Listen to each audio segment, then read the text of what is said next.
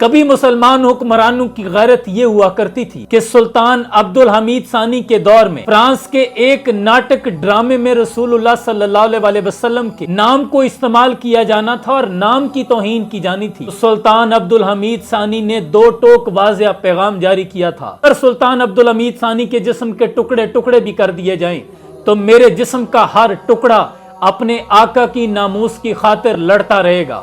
اگر یہ ڈرامہ بند نہ کیا گیا تو ہم پوری طاقت کے ساتھ جو کچھ بھی ہمارے پاس موجود ہے ہم تم پر جنگ مسلط کر دیں گے۔ لیکن آج حمیت نام تھا جس کا گئی تیمور کے گھر سے، اس دور میں میں اور ہے جام اور ہے جام اور، ساکین بنا کی روش لطف و ستم اور، مسلم نبی تعمیر کی اپنا حرم اور، تہذیب کے آذر نے ترشوائے صنم اور، گفتار سیاست میں وطن اور ہی کچھ ہے، ارشاد نبوت میں وطن اور ہی کچھ ہے۔ ہمارے ملک میں حکمرانوں کی عزت پر اگر بات آئے، عدالتوں کی عزت پر بات آئے تو توہین عدالت اور توہین حکومت پر مقدمات درج کر لیے جاتے ہیں اور از خود نوٹس لے لیے جاتے ہیں۔ لیکن اس کے برعکس اگر حضور اکرم صلی اللہ علیہ وسلم جن کی عزت کی خاطر پوری کائنات کو عزت ملی ہے، ان کے نام پر کوئی حرف آتا ہے، کوئی شخص اٹھ کے گستاخی کرتا ہے، کوئی میڈیا چینل جیو نیوز اٹھ کے گستاخی کرتا ہے، تو کیوں حکومتیں اور ادارے ایکشن نہیں لیتے؟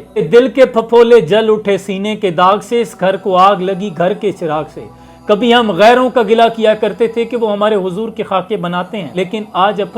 اپنے ہی لوگوں کی اتنی جرأت ہو گئی ہے۔ لہذا حکومت وقت اور ارباب اختیار سے یہ گزارش ہے کہ اس قسم کے سخت قوانین بنائے جائیں اور ان پر عمل درآمد بھی کروایا جائے کہ کوئی بھی اٹھ کر حضور اکرم صلی اللہ علیہ وسلم کی شان میں کوئی ایسا لفظ بھی بولنے سے پہلے 1000 مرتبہ سوچے جس سے کسی مسلمان کے دل کو ٹھیس پہنچے،